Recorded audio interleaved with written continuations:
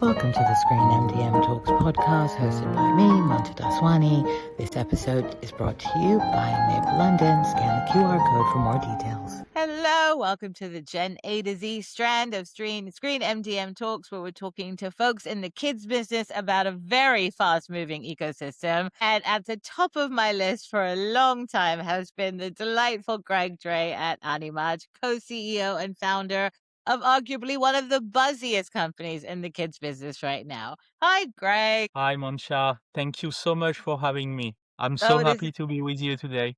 absolute delight. Thank you so much for joining me. I want to get into lots of things with you, but I want to start with coming out of YouTube Kids. What led you on this journey with your business partners to say you wanted to found Animaj? And what was a difficult time in the business? What motivated this desire? It was not yet a difficult time in the business, but I could see the business moving into a different direction and shifting quite rapidly. We decided with six to launch Animage because we had the same vision of the future of kids and family content. We realized that as audiences were shifting so rapidly from linear television and traditional platforms to digital platforms and YouTube in particular, the way we would create, build, and nurture franchises in the future would change forever. YouTube dominates the kids space today. It's approximately 400 million kids on YouTube on a monthly basis. We joined on this willingness to build the next generation kids media company that would be everywhere kids are, that would create content experiences and product experiences for kids everywhere they are, starting with YouTube. A company that would really try to innovate and build a new model in terms of production, distribution, and monetization of IP, kids IP. So here we are now, less than 4 years after the creation of the company. We are very happy with the portfolio of brands we have managed to assemble.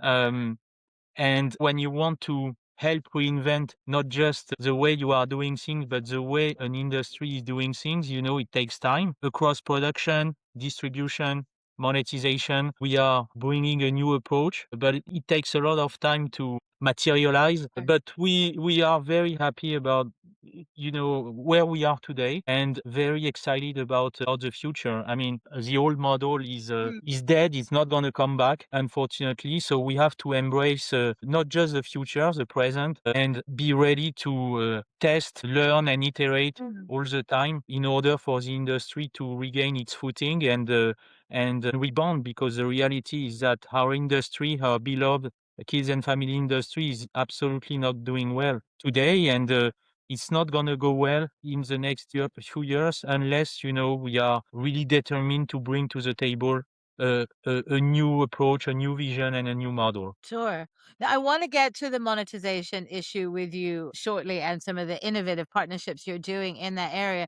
But before we get them, you came out of the gate with Pocoyo and then you did this fantastic deal with Maya the Bee. As you're looking at a brand and you're finding ways to sort of scale it, what are the things that you look for, the KPIs that you keep in mind when you think I can take this legacy property and I can make it something else for a brand new audience of young viewers? These are well-respected, iconic properties with strong foundations already, with a great level of awareness, which is always a good start. But these two properties in particular, so one coming originally from Spain, the other from Germany, and multi-awarded and well established in the hearts of kids and families, they've struggled a little bit over the past 5, 10 years to modernize their production models, their distribution models, the way they monetize. We bring to the table, first and foremost, a passion for these established IPs, but also a plan to modernize them and enable them to continue to shine for many decades to come. How are you trying to address this monetization conundrum for IP owners going forward? Because as you said, it's not going to get easier. The kid space is specific and very complicated. So YouTube is dominant. The media business is about monetizing engagement and monetizing attention. Today, the attention and the engagement, they are on YouTube. As I said, more than 400 million kids tuning in on a monthly basis. We need to find a way to monetize where the attention is, where the engagement is. It's on YouTube. So it's complicated for different reasons. The first reason is that YouTube made the conscious decision 5 years ago to stop monetizing actively the kids family content on the platform. January 2020, the change in privacy policies and the end of targeted and personalized advertising around kids content on the platform, which is a good thing. It was absolutely necessary for privacy. Yep. But it left a void because all of a sudden, monetization on YouTube for kids content lost 50% on average for the category overnight. So today on the platform, you can generate billions and billions of views. It's not going to move the needle when it comes to revenue generation. Just to give you an idea of the complexity of the situation. So kids and family content is one of the most successful verticals on YouTube today. It represents more than 15% globally of total viewership. YouTube really contributed to democratize the consumption of kids and family content. 15% of viewership translating into less than 2% of the related advertising revenues on YouTube. Staggering. So that's staggering. And so it's difficult to break this cycle, okay?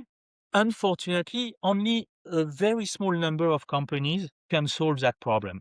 5, 6 companies in the world of kids and family own the so-called partner sales rights to commercialize themselves directly their premium inventory on YouTube. It's a different business. You go and see a kids content producer, and you tell him or her, okay, so now if you want to continue to do your job, you need to be able to sell ads. You need to be able to have an ad sales and brand partnerships team. It's just a different world, a different business. And add to this the constraints. All of the types of content on YouTube, it's monetized through personalized and targeted advertising. Kids and family content can be only through contextual advertising. This is a different skill set. So it's impossible for anyone on their own to solve the problem. So we have to join forces. We need to work together as an industry. And this is why we decided to join forces with Hasbro and build Lumee, designed to represent exclusively the offerings from Hasbro and Animaj. Together, we are probably one of the top 2, if not the largest kids and family player with the largest footprint on the platform. But more importantly, beyond the scale, there's quality of the IPs that the 2 partners are bringing together. Pocoyo, Maya the Bee on our side, and Peppa Pig, Transformers, and a number of iconic IPs on Hasbro side. Together, we are generating on YouTube 55 billion views a year.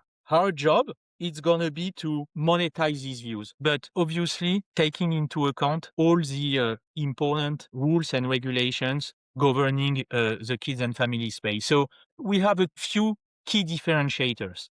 We want to provide full transparency. And I think this is going to be probably the first time, we'll see a sales house going so far in terms of transparency and simplicity, the view to reinvent contextual advertising at scale. We are combining the DNA of Hasbro's and Animaj loved and trusted brands together, their scale on YouTube, on AVOD and FAST platforms also, to offer advertisers the most precise contextual environment in family media. So we want to forget the black box programmatic buys, and we will provide brands and agencies with video by video visibility, ensuring that they know exactly which premium content their brands are supporting. So this is absolutely critical in a context where brand safety on YouTube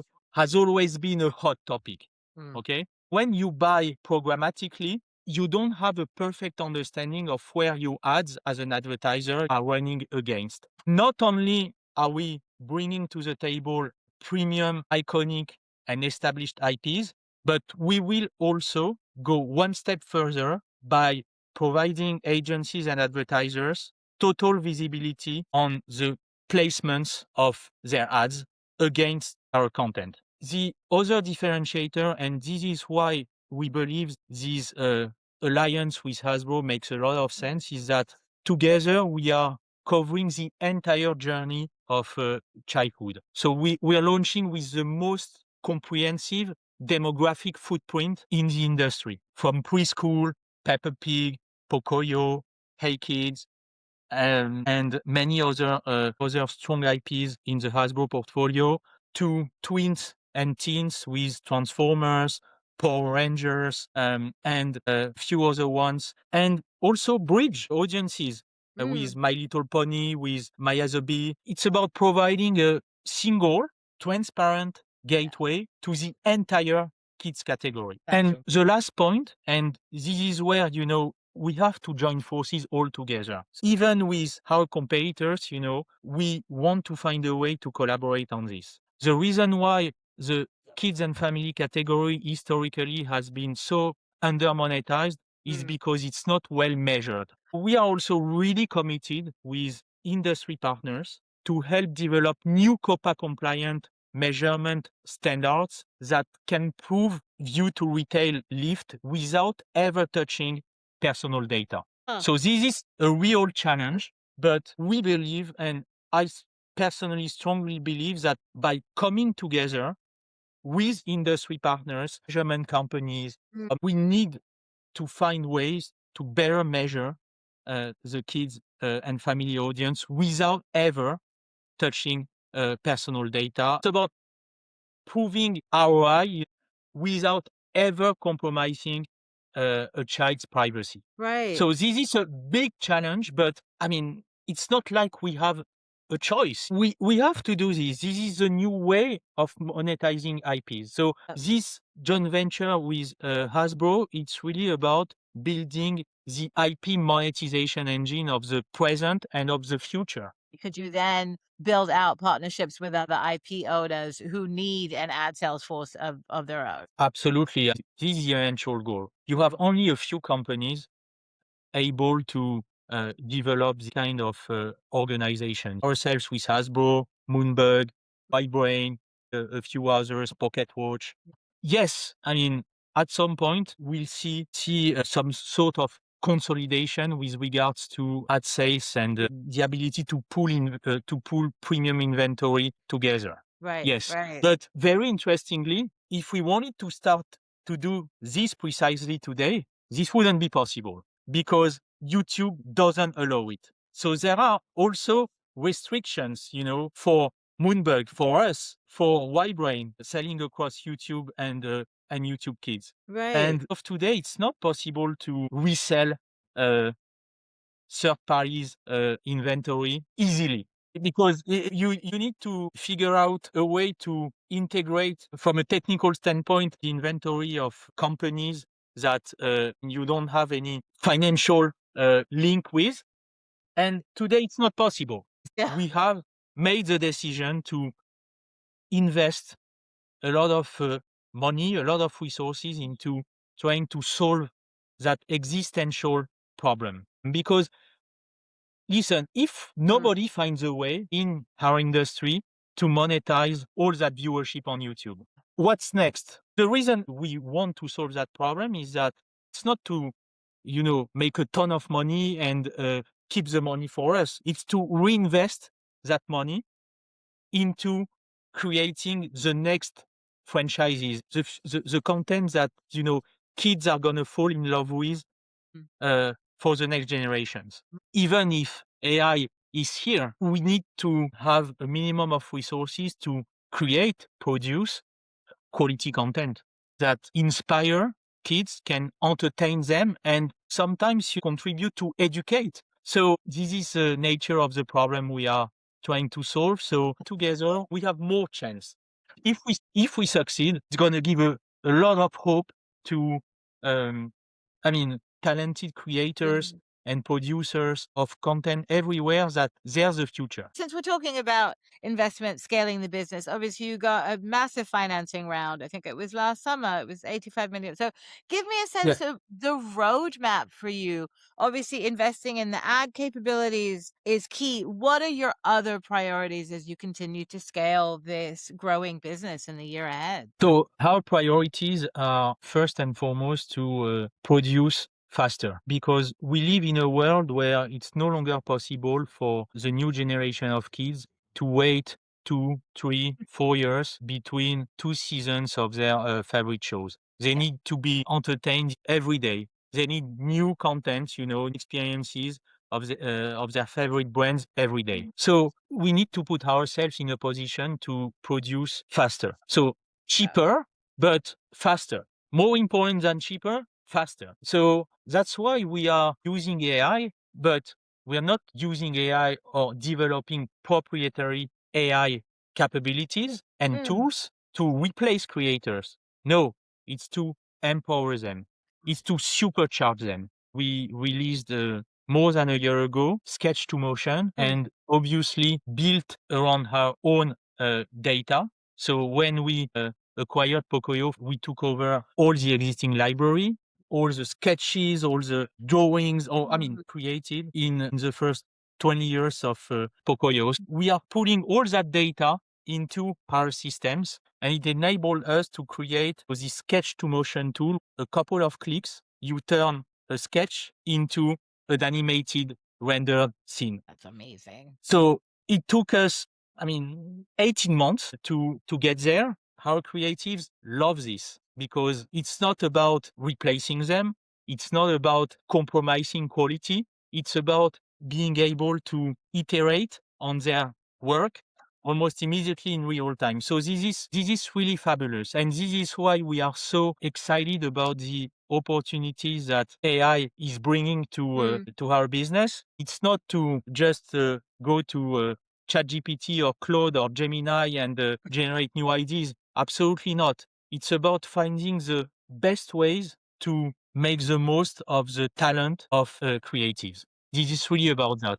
Now, so that's a good segue to talk about Disney, because we know Disney made its big open AI investment at the end of Yes. last year and the Sora licensing deal. So I want to talk to you about how you think content IP owners should be looking at that space to license their characters to, for one. Also, I want to talk to you about being selected for the Disney Accelerator program, which is fantastic, and what that has meant for your business in the last few months since that was announced. This is for us an incredible opportunity to share and learn, from the best in the business. The Walt Disney Company is an incredible company, and so for us, this is a once in a lifetime opportunity to learn and really push the boundaries of what we can do. So we will announce a number of initiatives with the Walt Disney Company. We are hard at work across a number of areas, and so this is also part of our growth plan. This is a real accelerator of our business.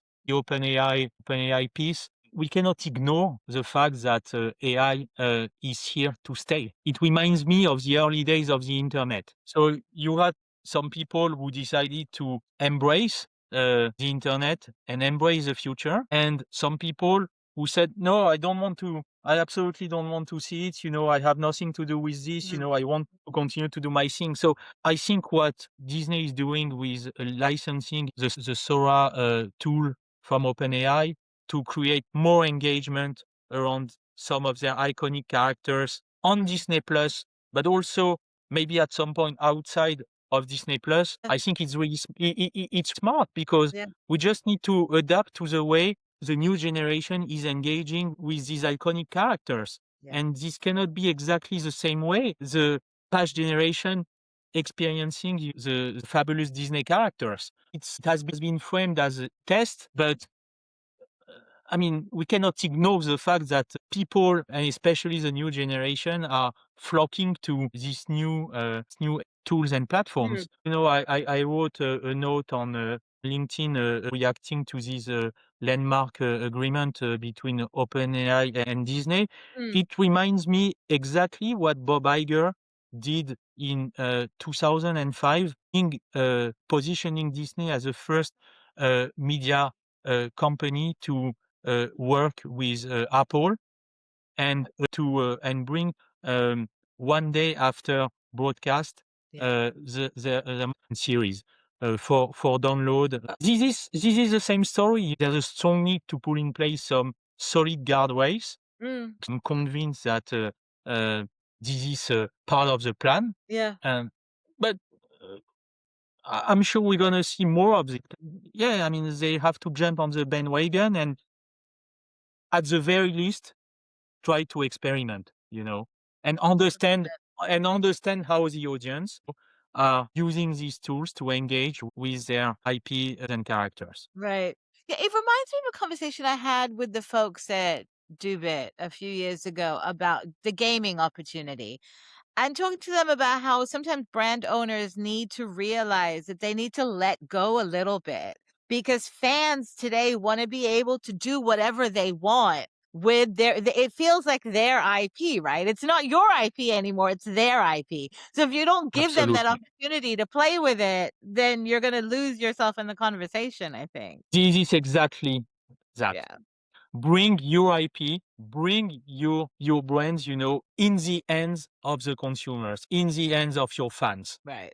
Right. And now, how are you looking at the Roblox space? Are you looking at it as a place to bring classic IP into? Are you seeding new IP there? What are you doing in gaming? Because it is such a huge part of kids' lives today. So we are taking a very serious look at what is happening on Roblox. Roblox today, it's YouTube 10 years ago. We are not that active, but I can anticipate that we will make some moves, sooner rather than later. Because again, this is a place where kids are engaging. You are seeing a lot of attention. Our company has been designed to be everywhere kids are. It's our duty to create, build experiences on Roblox and on the platforms where kids are spending an increasing amount of time. Yeah. So Roblox, from my point of view, is very interesting. New brands are created every day. I wouldn't be surprised if in the next couple of years, the next big hit in the kids and family space was coming from Roblox. Same way, a few years ago, the new hits like Cocomelon, Blippi emerged from YouTube. I wouldn't be surprised to see a global hit emerging from Roblox. It's a whole different world, right? Roblox is a whole It's the universe whole unto itself. world. So this is the again, an open platform. Yeah. We just have to forget everything we know about the media business, unlearn to relearn. This is what is really fascinating about Roblox, is that you're discovering new things and you are learning new things every day. Again, big question mark, especially kids and family. It's the monetization piece on Roblox. Lots of engagement, especially from older kids, not preschoolers. Yeah. But the monetization aspect, same way as YouTube 10 years ago. I'm sure that they will figure out something at some point. Greg, I've taken up so much of your time already, but is there anything else that was going on at Animaj that you wanted to tell me about that we haven't had a chance to cover yet? Today, it's really about prioritizing as well as possible. We are still, a small company, 60 people across London, Paris, and Madrid. We need to make sure we are focused on the right things so we can make a difference and we can really deliver for us and for the industry. It can be a challenge. We are in a sector in flux, in transition. We are bringing to the table a new way of doing things, a new model across production, distribution, monetization, franchise management, brand management in general. So we have to choose our battles. I think if we are able to overcome that obstacle of wanting to do everything at the same time and being really focused on just a few things that can seriously move the needle, we can make a difference, and I think we can become really, really successful. But we are excited about the opportunities, excited about where we are. And it's all refreshing, to operate in a sector where you have to reinvent pretty much everything, because this is a reality today. If we want to not just survive, but put ourselves in a position to thrive, we need to reinvent everything. So this is daunting, but at the same time, super, super exciting. And this is why, with Sixt, we are into this 100%, because we have this vision of trying to bring our industry to a whole new level and evolve that industry. Because the past was great, but the models of the past are not going to come back. So we have to invent. We're not going to be successful in all our initiatives, but we need to invent the future. We are here to do that. High quality and relevant content for the new generation, especially in the troubled and crazy world we are living in. We just have to think differently and embrace, appropriate ourselves what we are seeing, and embrace what the present and the future. Yeah. Yeah. Well, Greg, thank you. So great to chat. Finally, I hope we can do this again soon. Because I want to keep hearing about the Animaj updates. I am fascinated by what you guys are doing, and kudos for trying to reinvent the wheel, because the model is broken, and I'm glad that there are folks who are trying to fix it, because we need good content for kids on all of our screens. Absolutely. This episode is brought to you by MIP London, taking place next week. Creator economy, vertical video, kids and teens, docs and factual, and a lot more, all in one place. Visit the website for more information.